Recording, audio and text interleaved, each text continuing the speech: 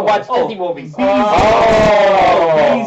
Bezos is in with the Disney Bezos is now with now all of a sudden, it's the top 5% all week together. Coca-Cola too. I bought Coke. When his children come home and say they want to dress up as an Avenger for Halloween, the answer is going to be no.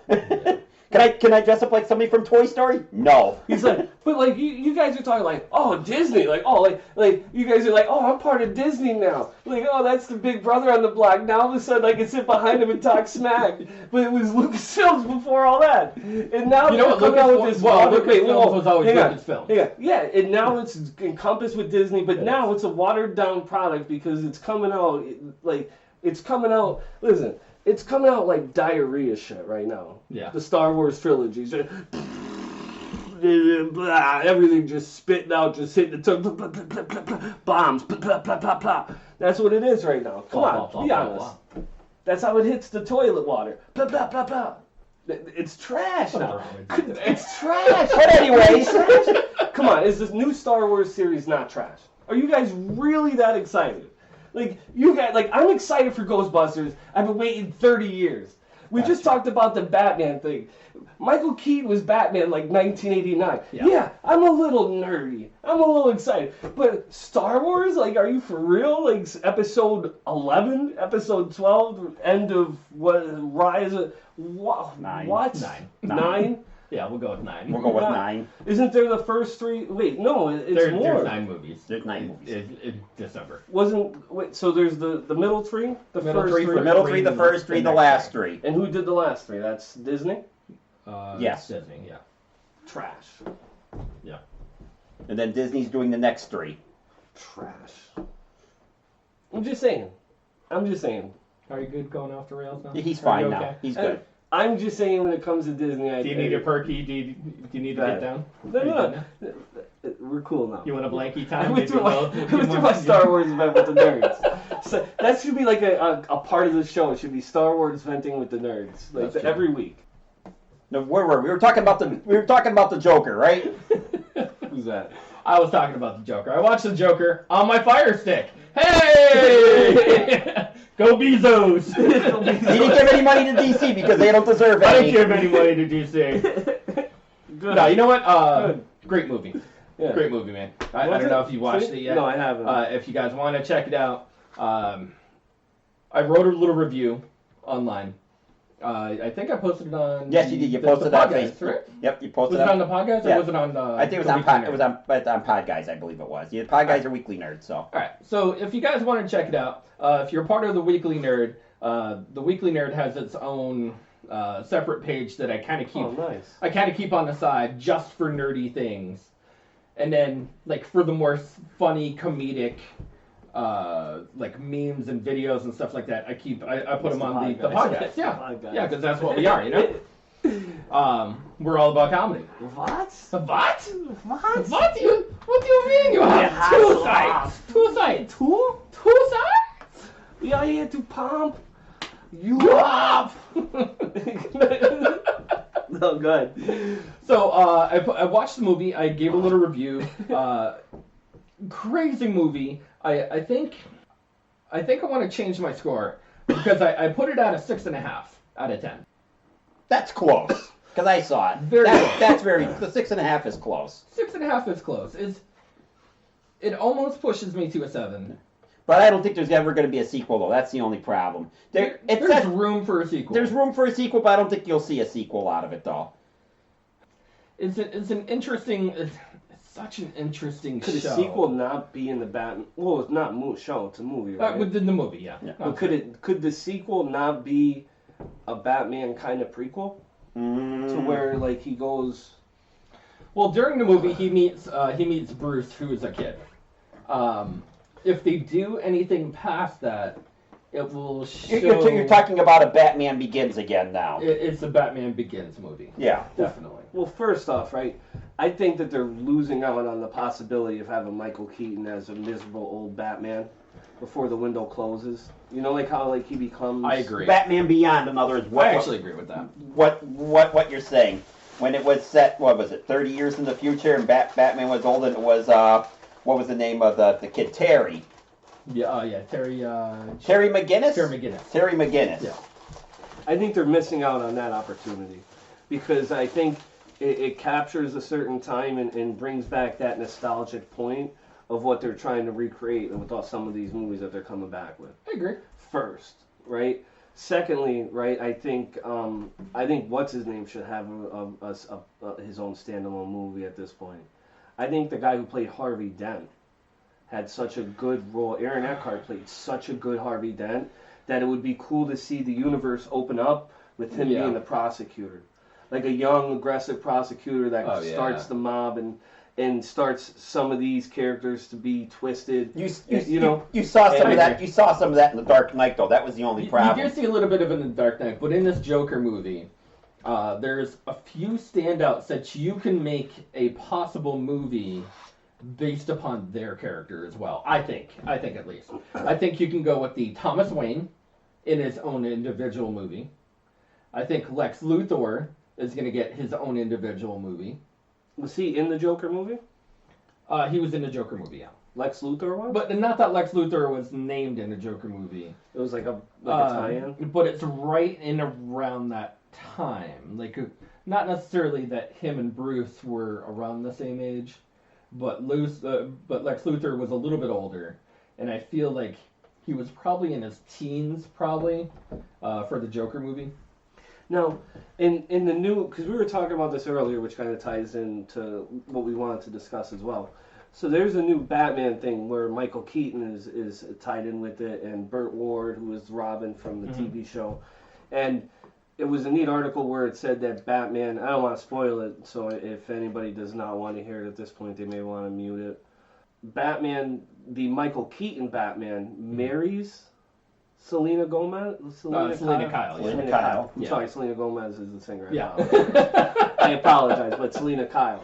Yeah. And I always thought that Batman has a kid with Ra's al Ghul's daughter. Yes. That becomes Robin at some point. Yes, he does become Robin. There's 3 or 4 different comic series. Story arcs. Story arcs. Crazy story arcs. Yes. Okay. Yes, and then actually in that story arc, he actually battles his own son because he goes off the deep end and he. Batman does. No. His son does. Yeah, he goes. Yeah. Okay. I just had to get because like when I saw some of that and I'm like, oh, like that's cool. It was cool to see like they have the actual Michael Keaton where it's like Bruce Wayne marries Selena Kyle and it's like, oh, like. It's crazy to have that come back after all this time. Like that, I found that to be cool. You know what I mean? I wonder if they're going to mention that in the new Birds of Prey movie. If Huntress is actually going to be the daughter of Catwoman and Batman. Okay, but now Huntress and Ra's al Ghul's daughter's kid never meet though. Do they ever crisscross in any universe? You know what I'm talking about, right? Like, because they would be 2 separate universes, I would imagine. Like, one would be where he takes same off universe. Is it the same universe? Like, it wouldn't be like a different cartoon adaptation? Yeah. Well, like, you know what I'm saying, right? Like, just that the story arcs never match up.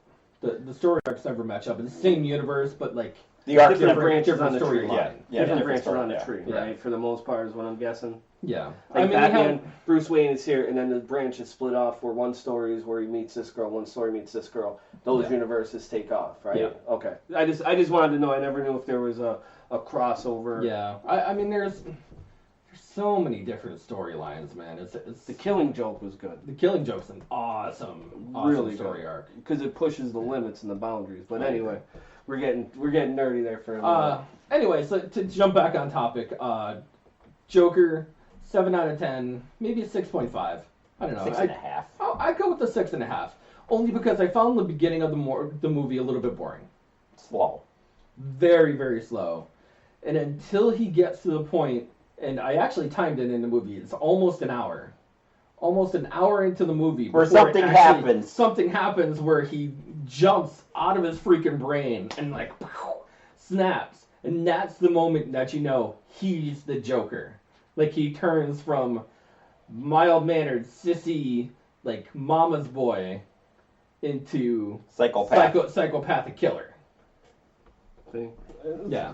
stuff like that's cool. You know, which is awesome. Like, and I thought that even Joaquin Phoenix did an amazing job selling the character. I thought he did a great job. He's a good actor. You know what? I mean, I can't think of not necessarily a bad role that he's been in, but he's been in some bad movies. But well, that's what happens to good actors. Sometimes you get in bad movies. Yeah, but not to say that it's all like Shyamalan's fault, but I mean, you know, it is what it is. He's been in quite a few like Shyamalan movies, and not to say that he's not a good suspenseful writer, but every movie feels exactly the same. No, every single one feels the same. He's done some bad movies though. Yeah.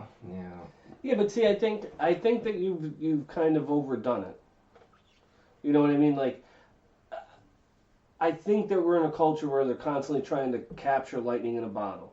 Oh, so yeah. like, yeah. All right, so you have Heath Ledger play the Joker, right? And you're like, oh man, that made so much money. That was, you know, we could have made. Let's do it again. He killed it. Yeah, you know. So then they're like, all right, like what we're gonna do is we're gonna do Suicide Squad, and we're gonna push the Joker on Gotham. You know, and then all of a sudden, Jared Leto's Joker, man, was not necessarily that it was an abomination. It was just a horribly written character. Yeah. And not only was it a badly written character, the character that they portrayed in Suicide Squad was it was scrapped so much by the director that he only appeared, I think it was like a total of 20-something minutes in the movie as compared to everyone else. How long? Maybe not even. About 5 minutes total? In and around there. Dude, he had hours of footage from Jared Leto playing the Joker. And he can make his own... He said that he can make his own movie out of all the footage that he had in Suicide Squad. Yeah, I could imagine. And it's crazy, bro. I think that it's... like, as much as I see, like, you know, Joker movie and this and that, I think it's just trying to capture lightning in a bottle, you know? Yeah. Like at this point, with as much as Marvel has done to... DC's just trying to play catch-up right now, and it's not working. Yeah, because Short, you gotta simple, have... to the point. You know what I mean? Like, you gotta have, like... Okay, like, if you really, really want to do it, like, you gotta get Ed Norton to be the Riddler. Because you steal Ed Norton from the original... Like, you know, you start doing some little things. Like, you start taking some of the actors that are from the Fantastic Four. You know, like, you almost reinvent, like, what's his name would have been a better bad guy than a Batman? Ben Affleck.